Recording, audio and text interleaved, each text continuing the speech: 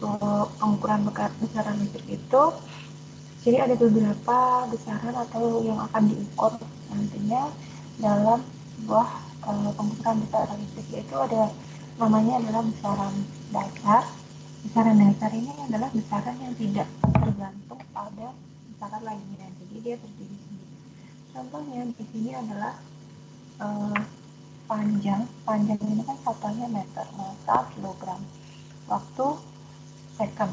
Nah, ini adalah besaran dasar. Jadi besaran dasar ini adalah besaran yang berdiri sendiri, jadi tidak bergantung pada besaran lainnya. Kemudian ada namanya adalah besaran turunan. Kalau besaran turunan ini adalah besaran yang bergantung pada besaran lainnya. Contohnya apa? Contohnya misalkan ingin menghitung luas kan satuannya adalah meter persegi. Nah, ada perseginya, makanya itu adalah yang dinamakan besaran turunan. Kemudian ada lagi namanya besaran pelengkap. Kalau besaran pelengkap ini adalah bukan besaran dasar, tetapi dia tidak tergantung dari besaran lainnya. Jadi bukan besaran dasar, tapi tidak tergantung dengan besaran lainnya. Contohnya apa? Contohnya adalah radian.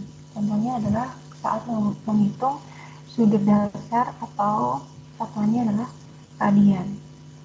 Kemudian ini adalah contoh-contoh besaran dan satuannya.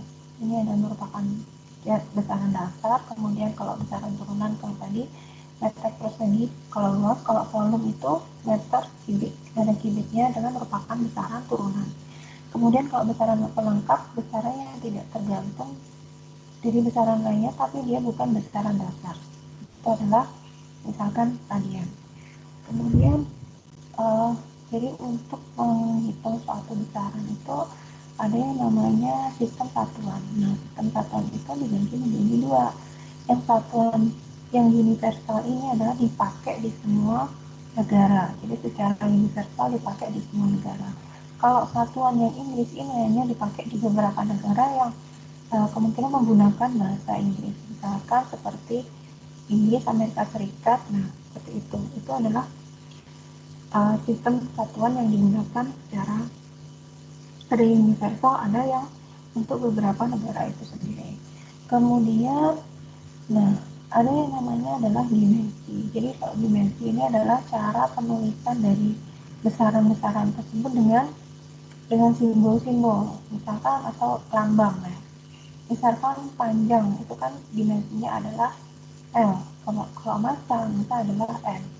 Kemudian kalau waktu adalah T dan selanjutnya. Kalau misalnya di sini radian biasanya dituliskan dengan radian, RAD. Kalau misalkan ampere biasanya ditulis dengan A. Seperti itu. Ini adalah yang namanya dimensi atau biasanya disebut simbol-simbol atau lambang-lambang. Kemudian ini ya contohnya ya. Kalau ada tegangan, misalkan satuannya adalah volt. Dimensi simbolnya adalah V. Kemudian untuk mengukurnya menggunakan alat ukur voltmeter. Kemudian misalnya tahanan atau yang disebut juga hambatan. Hambatan satuannya adalah ohm. Simbolnya adalah seperti ini ya, ohm. Nah, alat ukurnya yang digunakan adalah ohmmeter. Kemudian ada namanya arus. Arus satuannya apa? Satuannya ampere. Kemudian simbolnya apa? Simbolnya A. Alat untuk mengukurnya apa? Ampermeter. Seperti itu sampai kapasitas ya. Kemudian ada lagi yang namanya, nah ini yang harus diketahui, karakteristik dan klasifikasi alat ukur ini ada beberapa, ada ketelitian, presisi, sama resolusi. Kalau untuk pengertiannya itu sendiri, jadi kalau misalkan tadi ya, untuk pengukuran itu sendiri ada beberapa istilah yang nantinya harus kalian pahami. Kalau ketelitian atau akurasi itu apa sih? Ketelitian atau akurasi itu adalah harga yang paling dekat yang mana pada saat pembacaan itu mendekati harga sebenarnya. Jadi harga yang diukur adalah mendekati harga sebenarnya dari variabel yang diukur. Jadi untuk ketelitian ini tingkat ketepatan pengukurannya lebih tinggi dibandingkan dengan harga yang diharapkan. Kemudian ada namanya precision atau ketepatan. Nah, precision atau ketepatan ini adalah suatu ukuran nantinya untuk mendapatkan hasil pengukuran yang serupa dengan harga sebenarnya, dengan memberikan perbandingan suatu harga tertentu jadi variabelnya. Jadi kalau untuk presisi ini nanti perbedaan hasil pengukuran, ada pengukuran yang dilakukan secara berurutan. Kemudian ada namanya sensitivitas. Sensitivitas atau sensitivity ini adalah perbandingan antara input sama output atau respon instrumen terhadap perubahan masukan. Kemudian ada namanya kesalahan atau error. Kesalahan atau error ini adalah otomatis adalah sebuah penyimpangan variabel dari harga nilai sebenarnya. Itu adalah error atau kesalahan. Kemudian kalau misalkan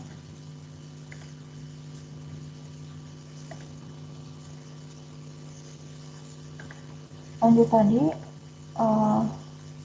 ini adalah ada beberapa kelas-kelas yang diizinkan untuk pengukuran. Misalkan di sini ada namanya kelas 0,1. Kelas 0,1 ini kesalahan atau error yang diizinkan berapa? Error yang diizinkan atau kesalahan yang diizinkan itu adalah plus minus 0,1.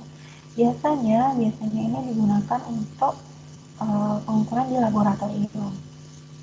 Kemudian ada namanya kelas 0,2. 0,2 ini adalah kesalahan atau error yang diizinkan adalah plus minus 0,2. Biasanya juga untuk penggunaan laboratorium dan seterusnya. Itu adalah beberapa kelas-kelas yang digunakan untuk klasifikasi pengukuran.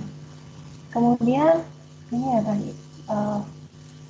Kemudian ada namanya aturan umum angka penting. Jadi aturan umum angka penting ini nanti dipakai untuk saat pengukuran. Misalkan di sini semua angka yang bukan 0 adalah angka penting. Ini adalah misalkan contohnya di sini 7,18. Dari 3 angka ini adalah merupakan angka yang bukan 0, maka ini 3-tiganya merupakan angka penting. Jadi berapa jumlah angka penting dari 7,18 adalah 3 angka penting. Jadi semua angka yang bukan 0 adalah angka penting. Dari contoh ini berarti angka pentingnya adalah 3. Kemudian ada namanya angka 0 yang terletak di belakang angka bukan 0, bukan angka penting. Jadi angka 0 yang di sini contohnya, ini kan terletak di belakang bukan angka 0. Jadi ini 0 di sini adalah bukan angka penting. Kemudian yang ketiga adalah angka 0 yang terletak di belakang dalam desimal adalah angka penting. Jadi angka 0 di sini kalau dalam desimal yang di belakang ini berarti dia merupakan angka penting. Kemudian ada namanya angka 0 yang ada di depan angka penting dalam desimal, ini bukan angka penting. Angka 0 di depan desimalnya bukan angka penting. Kemudian ada angka 0 di belakang dalam desimal. Ini adalah angka penting. Yang ini adalah angka penting. Kemudian angka 0 di antara angka penting adalah angka penting. Jadi ini, misalkan antara 7 dan 1 ini adalah angka penting. Jadi ini adalah aturan umum angka penting yang nanti akan digunakan untuk pengukuran. Yang kemudian, misalkan di sini penjumlahan dan pengurangan angka penting. Misalkan hasil operasi penjumlahan dan pengurangan dari angka penting ini menunjukkan berdasarkan angka taksiran yang paling sedikit. Nah, di sini jumlah angka pentingnya berapa? Di sini jumlah angka pentingnya berapa? Yang paling sedikit. Yang paling sedikit adalah 0,12, ini adalah yang paling sedikit. Maka hasil nanti yang dipakai nanti adalah dari jumlah ini yang menggunakan angka penting paling sedikit. Kemudian kalau untuk pembagian, pada perhitungan perkalian dan pembagian, hasil akhirnya harus melihat jumlah angka penting yang paling sedikit. Misalkan 2,4 kali 1, 1, 1, kalau misalkan di kalkulator kan 2,6 sekian kan ya. Karena di sini jumlah angka penting yang paling sedikit adalah 2, ini maka hasilnya nanti harus mempunyai 2 angka penting atau jumlah yang paling sedikit, ini kan 2. Seperti itu untuk pengalian dan pembagian. Nah, selanjutnya adalah alat ukur. Jenis-jenis alat ukur nanti yang bisa dipakai untuk pengukuran putaran listrik itu ada besi putar. Oh ya, tadi yang baru datang presensinya nulis ikat ya, nama terus kalau hadir bilang hadir. Nah, di sini ada namanya alat-alat ukur, dan yang pertama yaitu adalah besi putar. Besi putar ini menggunakan fungsi kerjanya menggunakan sistem elektromagnet yang nantinya diukur menggunakan kumparan tetap sama besi yang berputar di sekitaran alat ukur tersebut. Jadi nanti jika dalam kumparan tersebut terdapat besi, nanti maka besinya tersebut akan menjadi magnet. Nah, jika di dalam nanti kumparan tersebut nanti diletakkan 2 batang besi nanti ini akan keduanya akan menjadi magnet, tapi akan saling tolak menolak karena ujung dari kedua batang besi ini mempunyai kutub yang sama. Aturan dari magnet adalah ketika 2 magnet yang berdekatan yang mempunyai kutub yang sama nanti akan saling tolak menolak. Nah, untuk dari sistem kerja dari magnet tersebut nanti juga digunakan dengan 2 buah plat besi, kemudian satunya itu dipasang dengan tetap atau diam, dengan yang lainnya sedangkan yang lainnya itu adalah bergerak dan dihubungkan dengan jarum petunjuk. Bisa dilihat pada gambar ini. Jadi kalau untuk alat ukur tipe besi putar ini untuk keuntungannya murah, kemudian sederhana dalam hal konstruksinya, kemudian kuat juga dalam hal konstruksinya, kemudian untuk penggunaannya pun sangat luas. Jadi itu adalah yang pertama. Kemudian yang kedua adalah kumparan putar. Nah, kalau kumparan putar ini mempunyai kutub magnet permanen dan kumparan yang bergerak-gerak atau berputar mengelilingi sumbunya. Nah, kumparan ini nanti diletakkan dalam lubang magnetis atau dalam suatu tempat yang isinya itu nanti ada gaya magnetisnya. Kemudian yang untuk alat ukur kumparan ini nanti ini ada contohnya. Nah, di sini ada magnet yang mempunyai kutub selatan sama utara. Kemudian ini kutub-kutubnya adalah yang nomor 2. Ini adalah kutub-kutubnya dari sebuah magnet ini. Kemudian di antara kutub-kutub utara sama selatan itu ditempatkan sebuah namanya inti besi, silinder atau inti besi. Ini adalah silinder atau inti besi. Kemudian ada celah udara tadi. Di dalam celah udara tadi ditempatkan namanya kumparan putar. Di dalam celah udara ini ditempatkan sebuah kumparan putar. Kemudian kumparan putar itu berputar melalui sumbu 8. Jadi nanti berputar melalui sumbu yang ada di sini. Sumbu kumparannya. Ini adalah untuk alat ukur jenis kumparan putar. Kemudian, untuk ini adalah sedikit flashback untuk gaya gerak dari tadi itu ditentukan menggunakan kaidah tangan kiri. Jadi kalau kaidah tangan kiri yang untuk jari yang jempolnya itu merupakan arah dari gayanya. Kemudian arah telunjuk itu adalah rapat flux magnet. Kemudian untuk arusnya adalah dari jari tengah. Kemudian untuk ada yang namanya alat ukur sistem induksi. Jadi kalau alat ukur sistem induksi ini adalah menggunakan bahan penghantar seperti aluminium atau tembaga, biasanya disebut dengan non ferromagnetik. nanti ditempatkan di dalam sebuah medan magnet AC. Nah, maka nanti akan dibangkitkan arus pada piringan tersebut. Nah, arus yang dibangkitkan pada piringan tersebut nanti akan menimbulkan interaksi dan menghasilkan menghasilkan torsi gerak pada piringan tersebut. Itu adalah ukur dengan menggunakan sistem induksi. Ini adalah gambarnya. Kemudian ada namanya alat ukur elektrodinamis. Kalau alat ukur elektrodinamis ini jadi mempunyai dua kumparan tetap sama kumparan putar. Nah, untuk sistem kerjanya ini sama dengan kumparan putar tadi, jadi menggunakan magnet, tapi nanti magnet itu diganti dengan sistem magnet listrik. Nah, itu. Kemudian untuk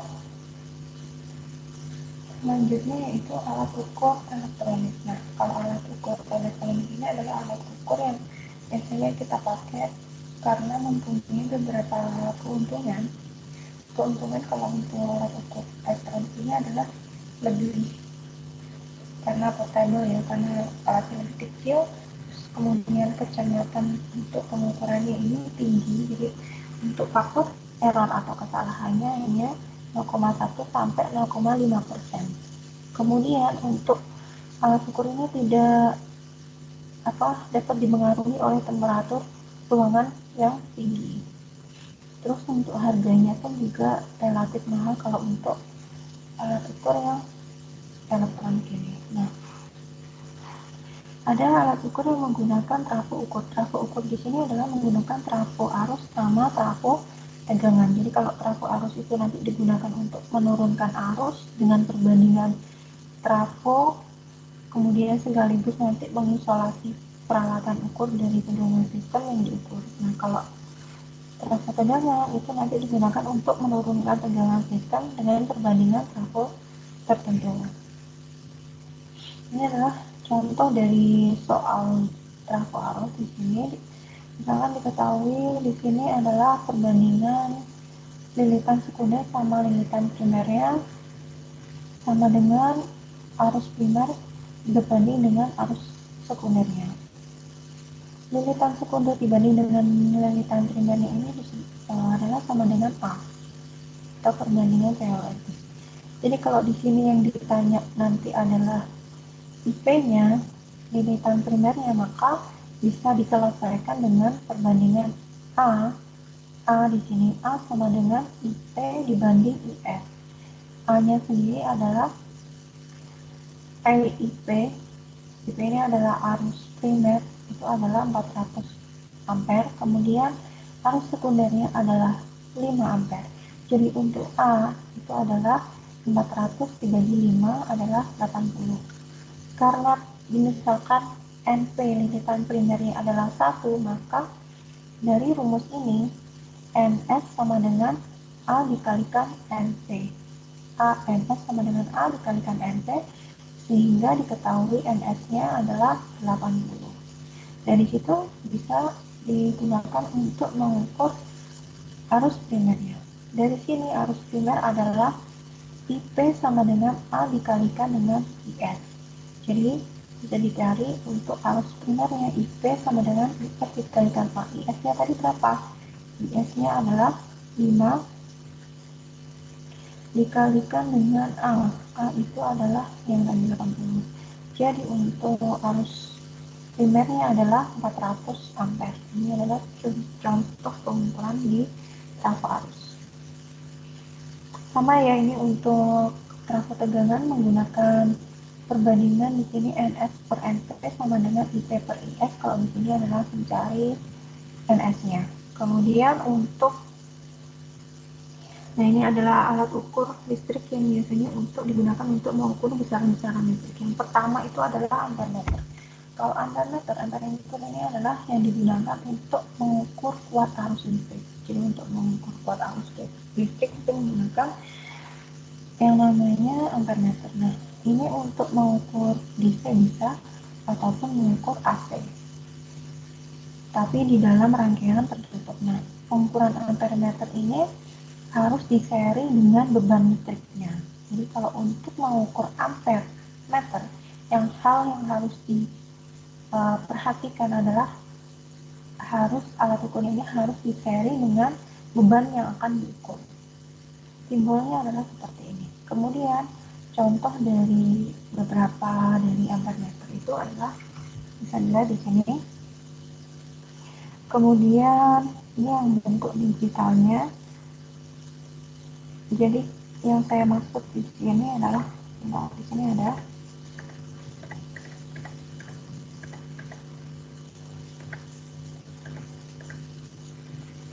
ini bisa dilihat ya untuk ammeter.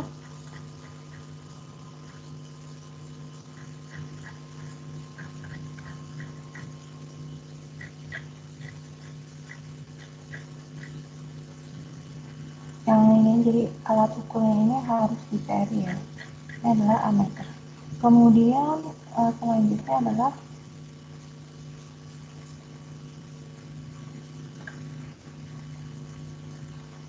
tang ampere.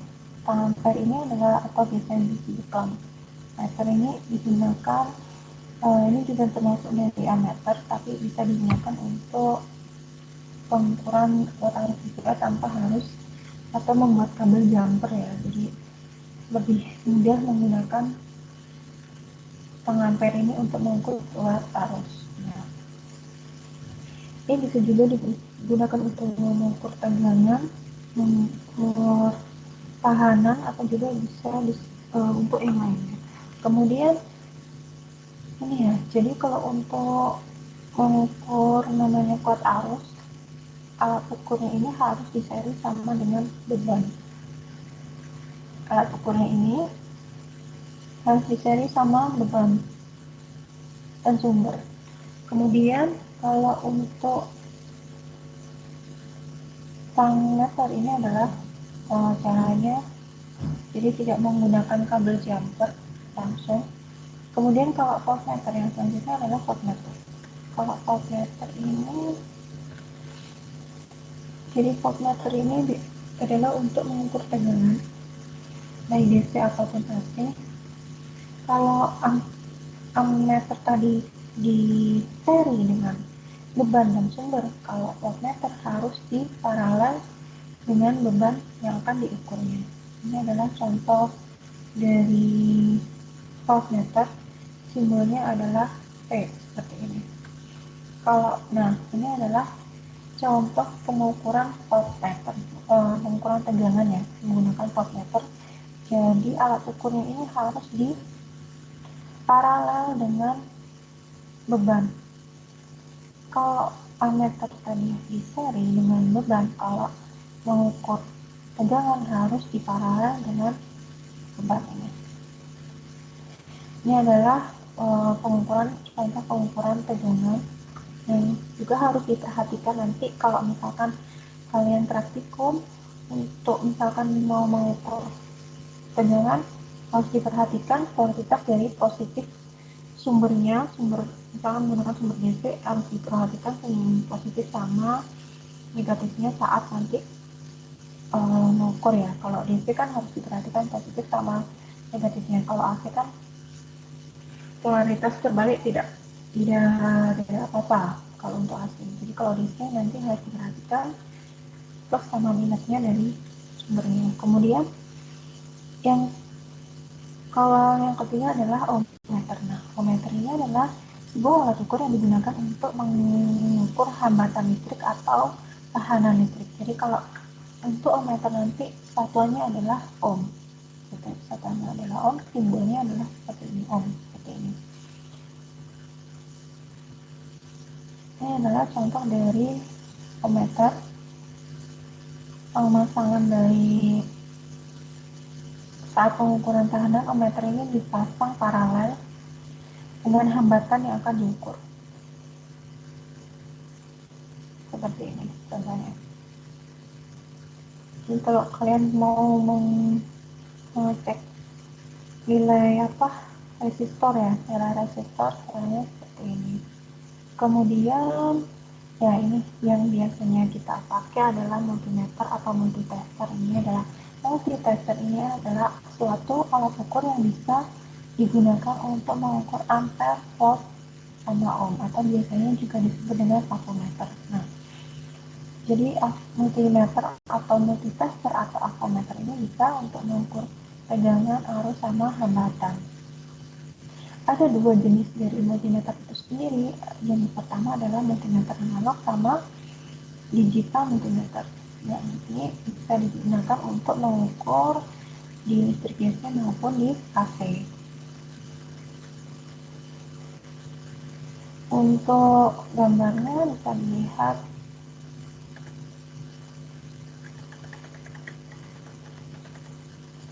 mungkin kalian sudah tahu yang namanya multimeter. Sebentar, amat.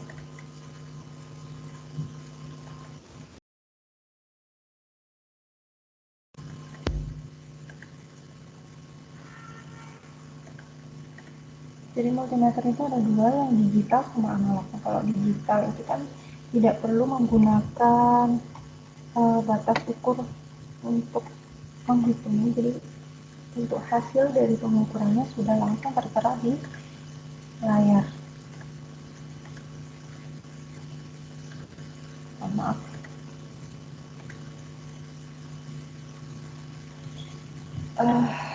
Mungkin itu untuk hari ini.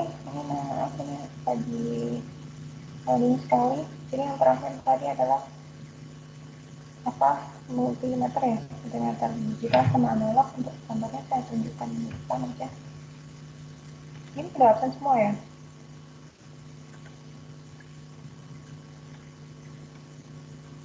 Sudah absen semua?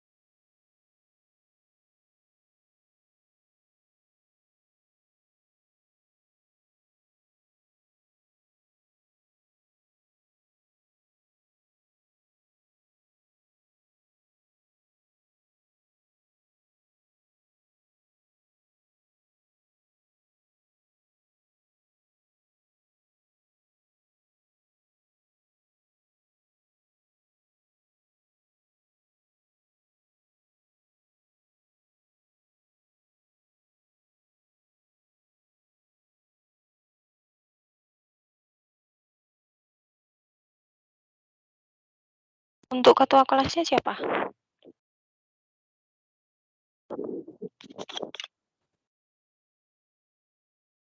Hadir, Bu.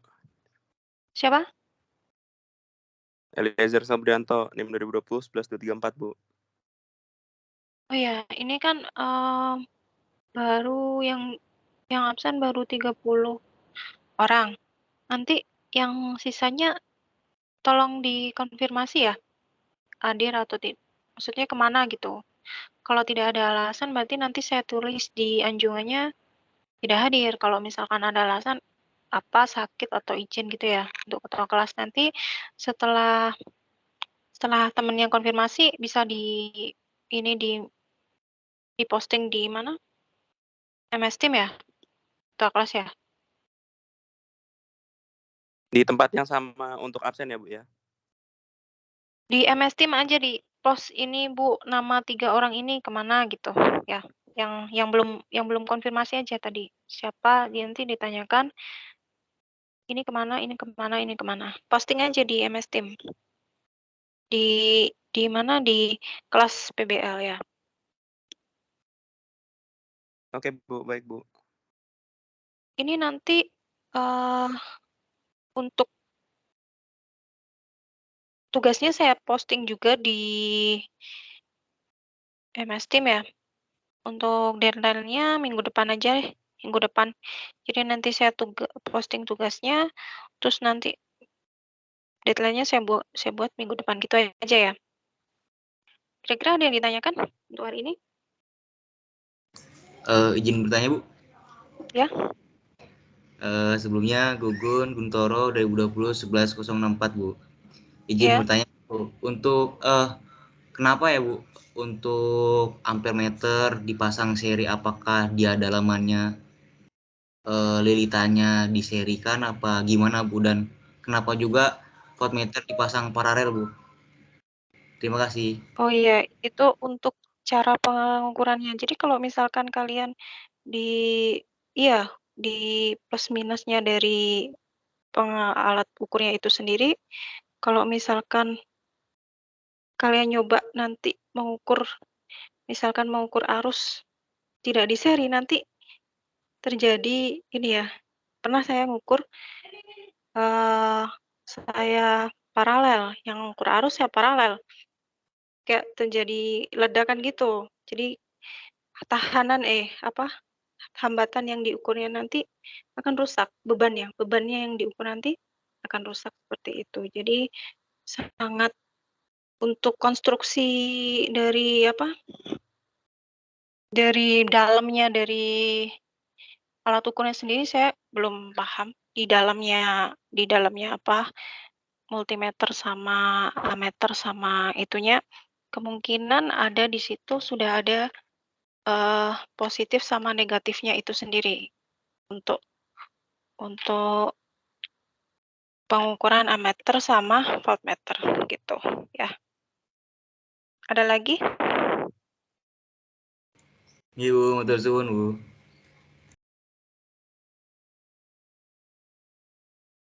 Ada lagi kira-kira untuk presisi tadi nanti tugasnya terkait dengan angka-angka penting tadi ya. Angka-angka penting tadi. Jadi ada beberapa itu kalian menentukan berapa angka penting dari soalnya itu sendiri. Ini nanti kelas ini ada yang gabung di kelas saya trafo nggak?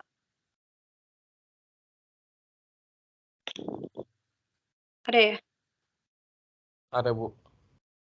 Oh ya, nanti trafo kayaknya saya cuma ngecek yang anjungan sama tugas pembagian kelompok aja ya.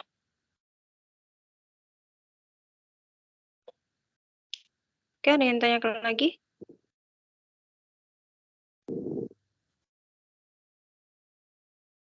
Kalau nggak ada untuk hari ini saya akhiri. Mohon maaf ini laptop saya lagi error, jadi nanti bahannya saya upload di MS Team.